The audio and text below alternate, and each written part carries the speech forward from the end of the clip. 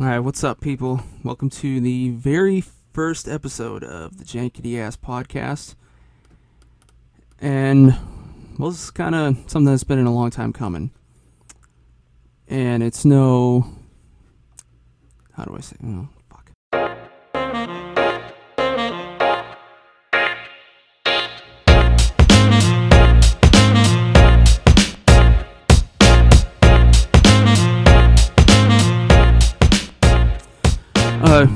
Yeah, that was good. You know what, whatever. Sometimes we fuck up and I need to test my editing capabilities anyway. Welcome to the very first episode of the Jankity-Ass podcast. Welcome to the first few days of our Corona lockdown here in California. And most importantly, welcome to my closet. Yeah, I'm shooting from the inside of my closet because honestly it's cheaper than buying a studio. And really this podcast is just going to be, just me, just shit that I think about or think of or want to talk about. And, sometimes it's going to be funny, sometimes it's going to be not so funny. Maybe a little bit sad sometimes, depending. I don't know. It just depends. But anyways, yeah, so here we are. And like I said, it's been, we're a few days into, I live in Los Angeles, and we're a few days into being in safer at home status, which basically means, don't go outside unless you really have to, or you really want to, I guess. I mean, I just got back from going on a run down the block, and, it's not like I had a rifle in my face or anything, which is good, and hopefully it doesn't come to that. But, so, yeah, I don't know, it's been a pretty interesting time. But at the same time, it's helped me get this off the ground, finally. I've actually been thinking about doing this for, quite a while now. I haven't really figured out exactly what I wanted to do. First I thought it might be easier to have like a co-host or something like that, but that's more expensive, and well, now I can't really go outside, and who knows if things are gonna change for the worse eventually. Yeah, I don't know, the lockdown's been, it's not really a lockdown, but the shut-in, I guess that would be the word for it. The shut-in's been, it's been kind of weird for me because I haven't really been working a 9 to 5 in a while, so I usually spend a lot of time at home as it is, but until now I was working at a venue which seats, well, it doesn't seat, but it holds close to 4,000 people, which is quite a bit more than the 10-person limit that we have going on right now. So I'm out of work for the time being. But I got this now, so that's good. Let's see. Yeah, I don't know. It's been interesting, and I've been lucky so far. I haven't caught anything. I don't know anybody who has it, but from the sounds of it, sounds like by the time this whole coronavirus thing is over, everybody will know somebody who's passed away from it, which, sucks. But at least we're not doing as bad as Florida's doing. I don't know if you've seen, they're all still, out partying in the beach and just getting together in crowds of like hundreds and more, which is just fucking irresponsible. And, it kind of makes me wonder, when's Florida finally going to break off and float down to Mexico or whatever? How many C4 charges do we need to just snap that state off like a fucking wishbone? Oh, I did live in Florida for a while. I spent a year in Orlando, Florida. I used to work in the visual effects industry, and I went to VFX school there. Went to a place that was it was actually on the Universal backlot, which is nice, because it meant since I had they had student passes for us, which was something that was kind of new for them, but it was nice because it meant that I could go into the park for free, and this was Orlando Universal Studios, which is a lot bigger than the LA Universal Studios, and there's a lot more to do, so it was nice. I got to go on like all the roller coasters and all the virtual rides. Also meant that I could park in City Walk for free, like an employee, and I had, discounts everywhere, so that was nice.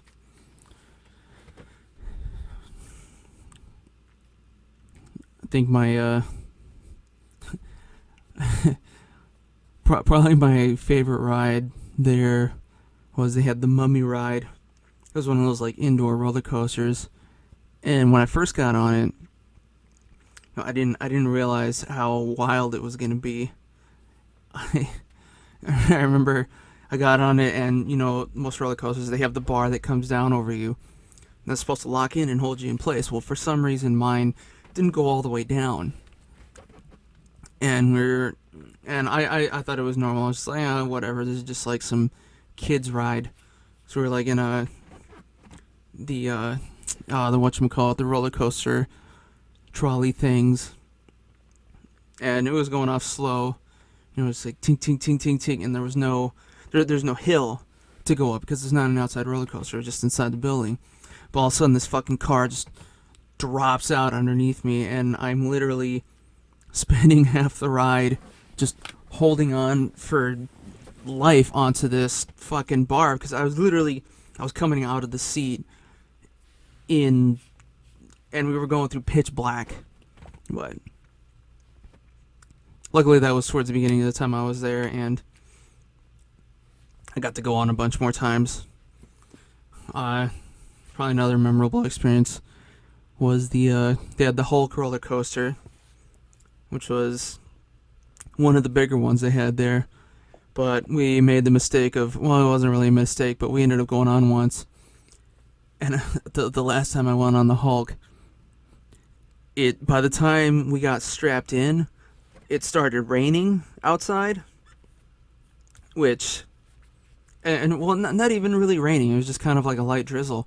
But the thing is, when you're on a roller coaster going who knows how fucking fast, we had to keep our eyes closed because those raindrops were literally like spears in our face, and we didn't have glasses or anything. And we wouldn't want glasses because they would just fall off and get lost. But let's see, what am I drinking today? A little bit of Armenian beer. Because, well, as most of you know, a lot of the supermarkets around town are a bit taxed, a bit empty. A lot of shelves are empty. But except for the more the ethnic supermarkets, and we got one nearby that's kind of more run by Armenians, and well, they still have a lot of stuff. They're still full of fruits and all the basic foods and all that. But even they're still sold out of like toilet paper and paper towels and soups and all that. What's just funny is this really tells you a little something about people. Is whenever I went over to a different supermarket, the Gelson's, that's kind of over by our house, I wanted to check out the soup section because that's canned soup's a pretty good meal choice when you can't go out and get food, or you don't really want to take the time to cook or anything like that. And I actually have a meal service that I was lucky enough to start before all this happened, so I don't really have a lot of problems there. But it's interesting. I was going through the soup section, and you have to remember that this whole coronavirus thing, it's like a type of flu, right? So you see like a lot of flu-like symptoms. And I went through there. The whole soup aisle was, for the most part, just cleared out, except for chicken noodle soup. Which, what are you thinking? Because chicken noodle soup is supposed to be good for coughs and flus and all that shit, but it's all still there. whatever. Chicken noodle soup and New England clam chowder, which proves that no one likes that shit. New England clam chowder looks like chunky jizz, and it tastes like chunky jizz. It's fucking awful. Manhattan all the way. Give me the red shit. Any day. Fuck New England clam chowder. I didn't end up getting either of those, by the way, either. Because, at the moment, I'm good for now. But, I mean, I am a little bit worried because, I know they said that we're going to be shut in for about a couple weeks, but from what I can tell, there's a very good chance that, this is going to be going on until possibly May, maybe even later, hopefully not. But, I mean, the thing to remember is that, the coronavirus is, it's airborne, right? So, I mean, it just passes from people to people just by breathing, just in the air, and, very rapidly, too. And, the real danger of it is, they did say that for the most part, most people who get it, they'll just have, a few problems. But, at the same time, people who are in high-risk categories, which you already know about now, but, it basically just fucks up your lungs, and then you can't breathe, and you basically drown in your own fluids, which sucks, but, God, what the fuck was I gonna say? Okay, symptoms... No.